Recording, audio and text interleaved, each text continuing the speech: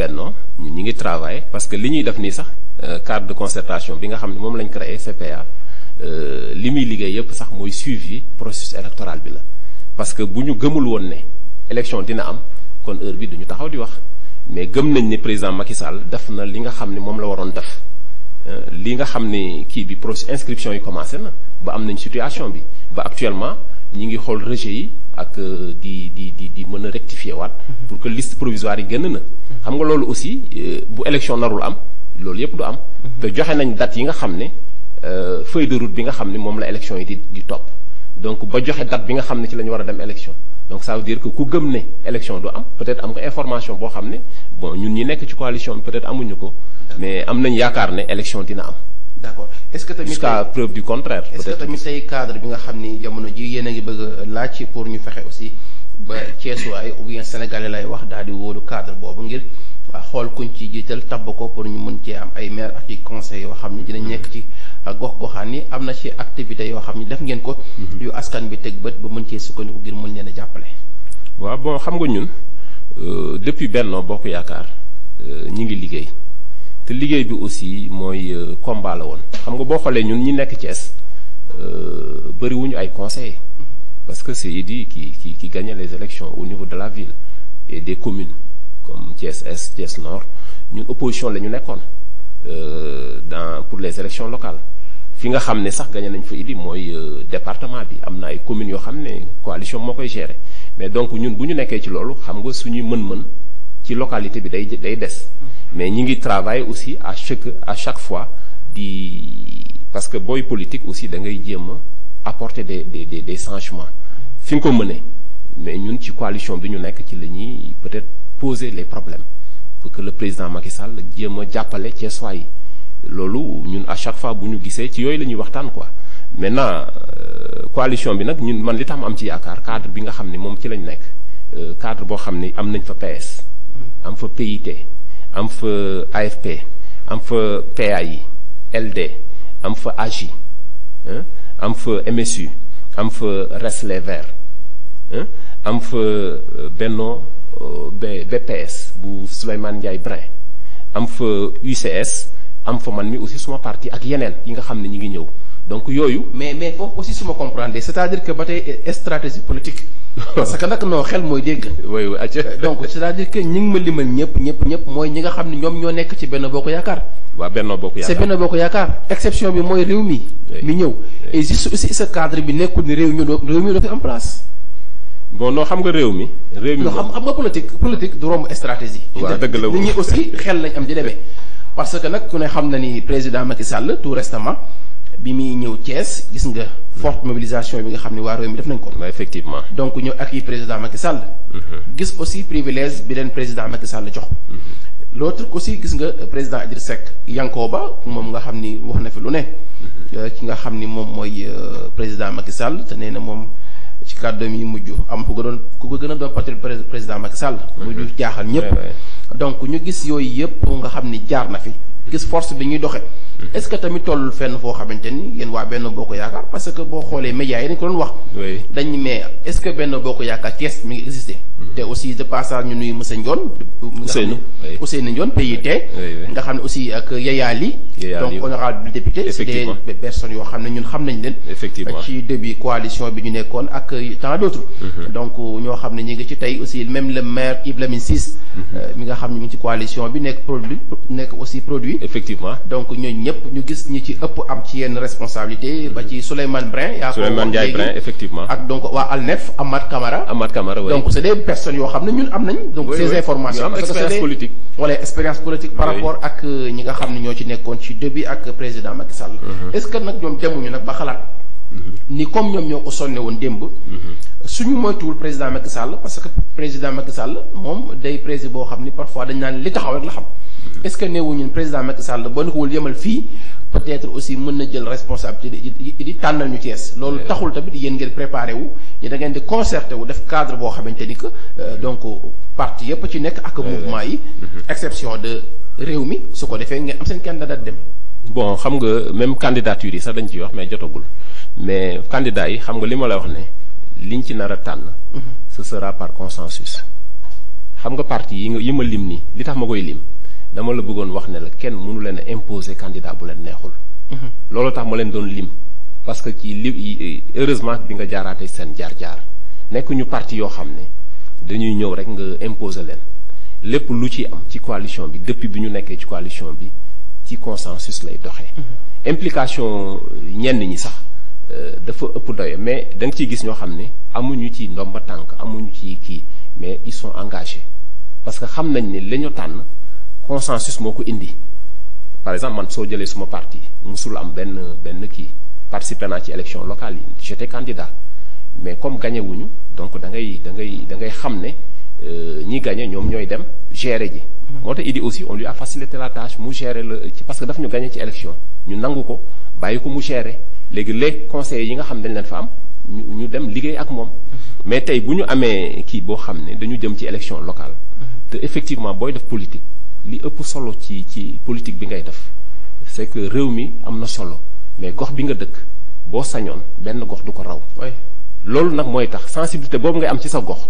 moo tax ñun ñu jóg bi mooy anticiper ci lu bari problème bu nar a am wala waxtaan bu narul déggoo wala coalition bu nar a am fissure loolu bu fekkee am nga expérience politique da ngay teel a canaliser les forces ñu dem vers la même direction.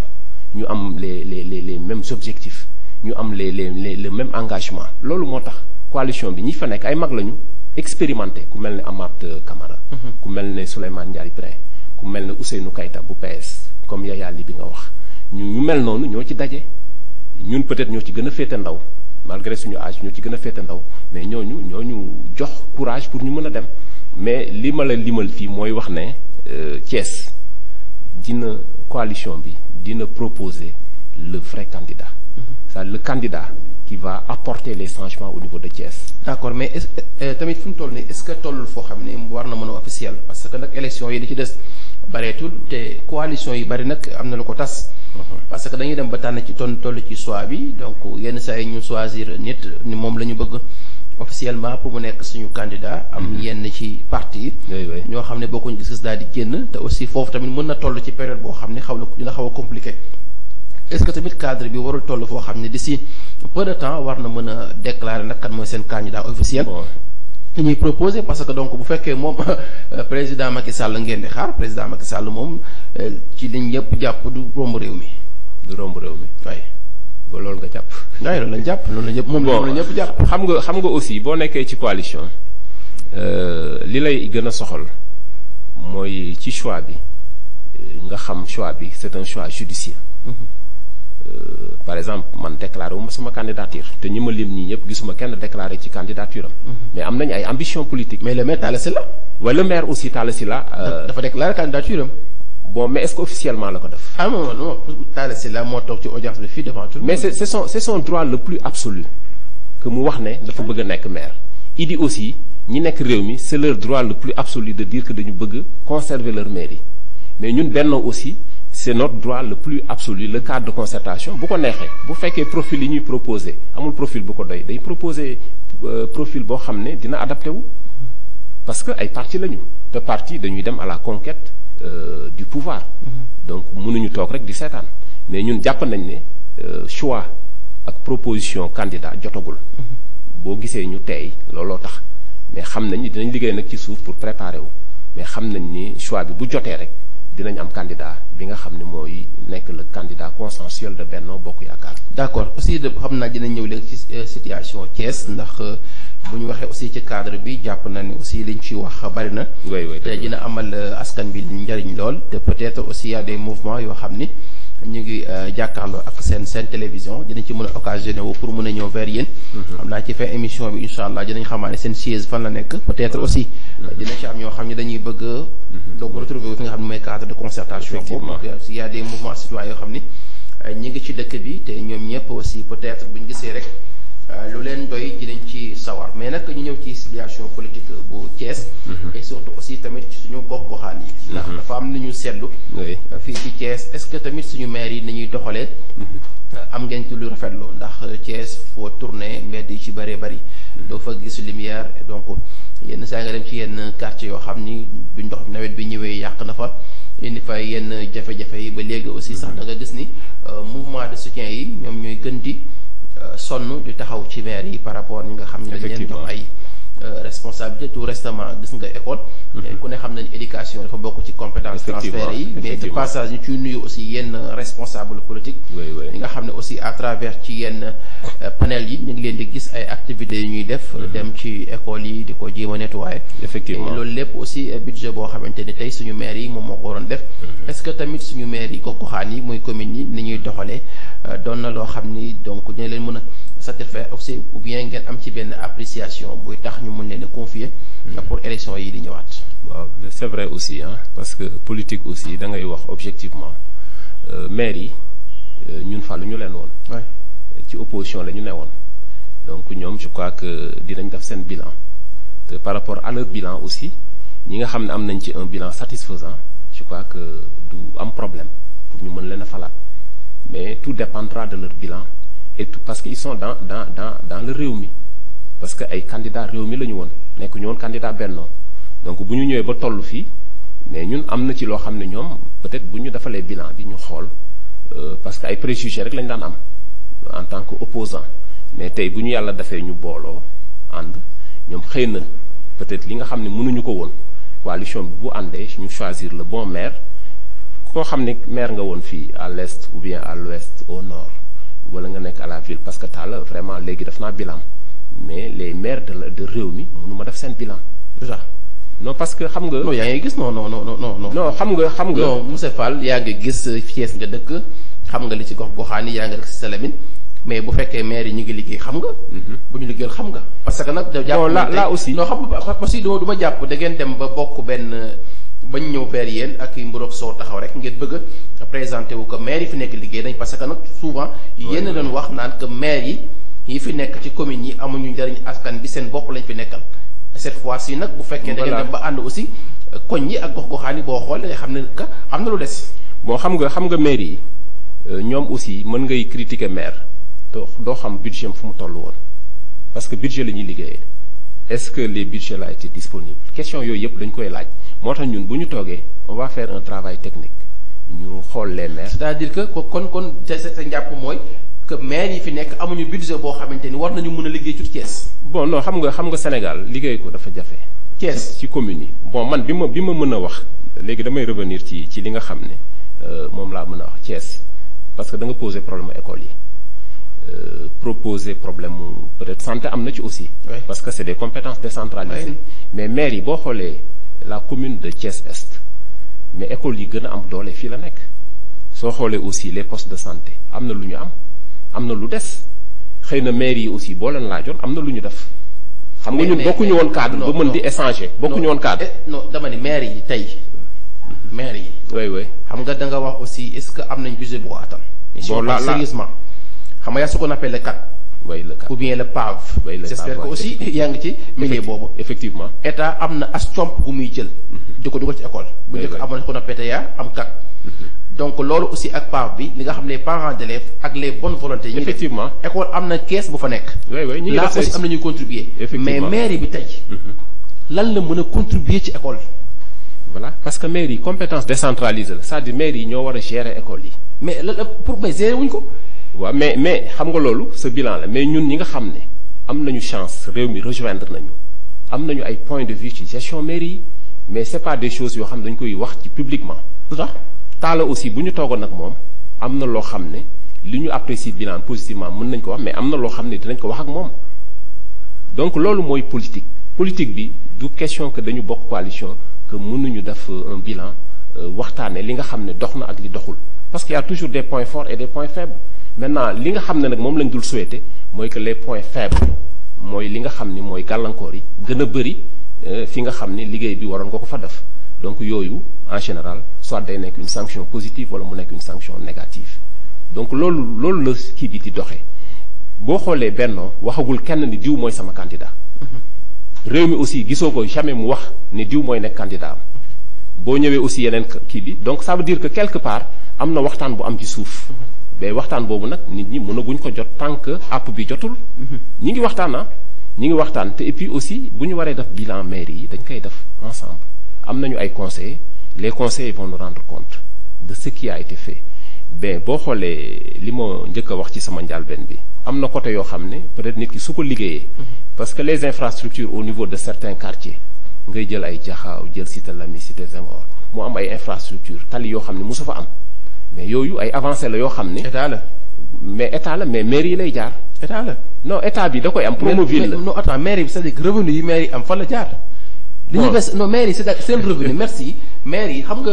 bon man sincèrement je ne peux pas ici parler au nom des maires. non parce que je ne suis pas conseiller. non je ne suis pas conseiller. doo conseiller doo maire. on a des conseillers mais responsable politique nga. waaw je suis responsable oui. aussi ci cadre bi nga bokk. oui te dañ jëm aussi vers les élections locales. oui donc bu ñu jëmee local aussi ñun tamit am nañ droit def analyse. effectivement analyse mooy bi ñuy def aussi que ki ñuy falaat. ou bien ñi ñuy jiital pour les maires. war nañu xam ñoom seen gis-gis ak seen jàngat. waaw mais tey war nañu xam tamit seen jàngat ci maire yi. bon man personnellement waxuma au nom de Benno je le dis parce que je suis acteur politique je suis citoyen de la commune de Thiès-Est mais man de mon point de vue mooy que mairie bi liggéeyam des na. te j'aurai le courage de le dire quand je devrais le dire mais loolu suma kii personnel la parce que tey bi ma ñëwee Benno moo ma invité cadre de concertation moo ma fi indi. mais je peux par exemple dire mon point de vue. donc loolu laa lay wax ne man bu dee cadre bi mi ngi liggéey pour concerter wu ak maire yi jéem a xool comment gérer les trucs mais quand je parle sincèrement je dis que maire yi population yi xam nañ ne am na lu des.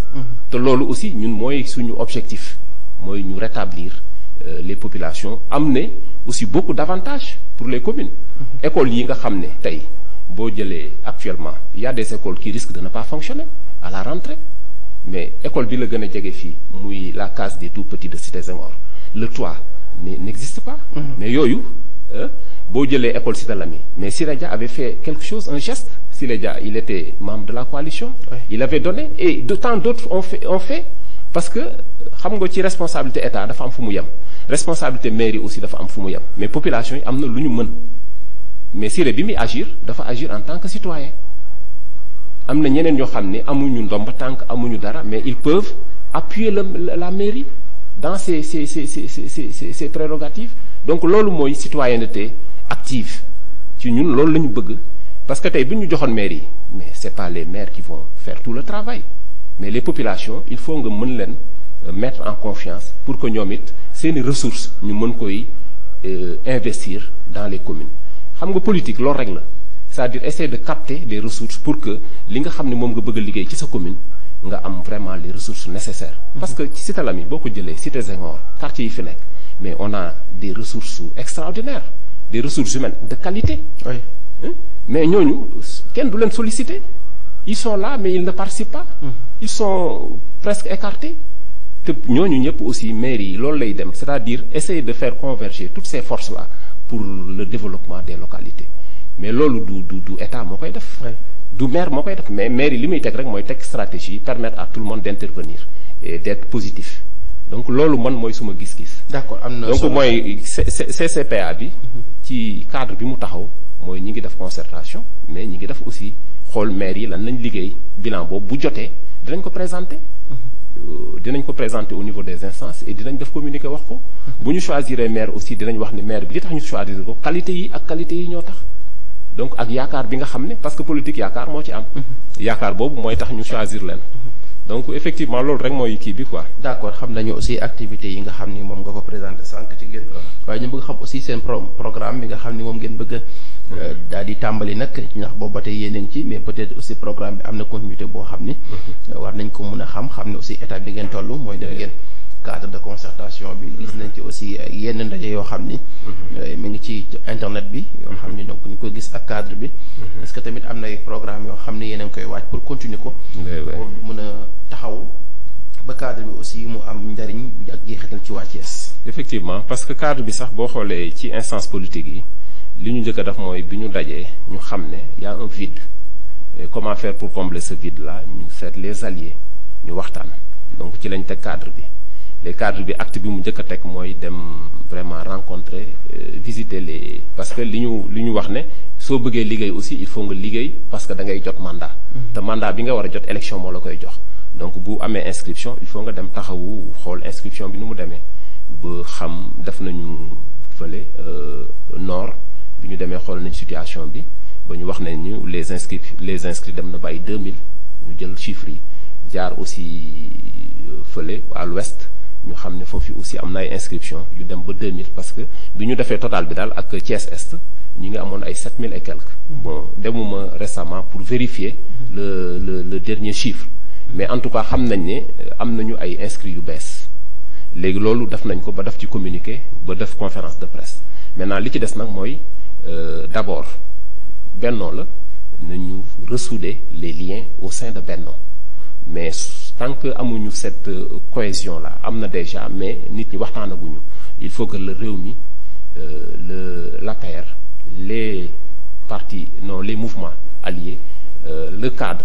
de concertation ñu daje bu ñu dajee nag texte feuille de route boobu nag moo ñuy permettre ñu dem vers les élections te am nañ yaakaar ni bu ñu tegee feuille de route bi dinañ dem à la rencontre pour mën a waxtaan ak population yi gën a waxtaan ak ñoom parce que xam nga population yi li ñuy comprendre du bëri parce que sànq yaa ngi posé bilan mairie yi mais yooyu yëpp il faut nga mën leen ci waxtaanal mën wax leen ne bu ñu jógee ci élection yi les candidats qui seront choisis les conseils les équipes l'équipe municipale va travailler sur ces axes là parce que ku dëkk Thiès sax même bu ñu la waxul bu ñu la tëjee sa bët sax war nga xam li dëkk bi soxla vraiment fii boo jaaree sa buntu kër boo jaaree feneen ku nekk xam nga li dëkk bi soxla infrastructure yi commencé na électricité commencé na mais li nga xam ne nag moo ëpp solo mooy santé ak éducation secteur yooyu aussi il faut que maire yi gën ko jël en charge te yooyu ak yi nga xam ne les démunis comme ni ko maire Talla Sylla daan defee mooy les démunis il faut ñu leen di assister parce que dëkk boo fa nekkee ñi néew doole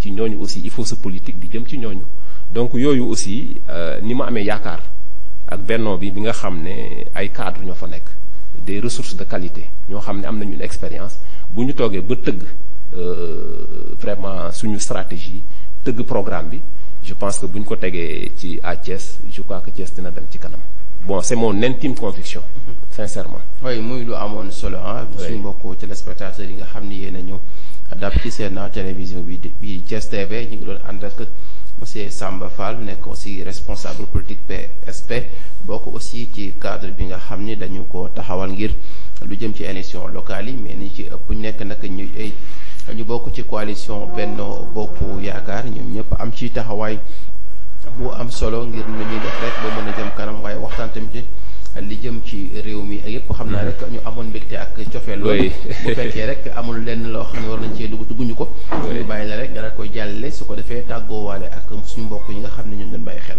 waaw mais Mouhamed damay commencer par remercier la vraiment ni ngay gérer émission bi aussi ak plaisir je pense que mënuñu waxtaane lépp mais li nga fi yëkkati mu nekkoon ay ponk yoo xam ne waroon nañ ci waxtaan bon liñ ci xalaatoon wax nañ ko mais ñi nga am perspective mën a dem ci élection yi di ñaan yàlla Benno Bokk Yaakaar gagner élection yi parce que bu ko gagner man am naa yaakaar ne changement dina am parce que réew mi moo fi ne woon bu ñu àndee réew mi ànd ak Benno je pense que dinañ gën a dem ci ay avancées yu gën a am solo donc am nañ ci yaakaar.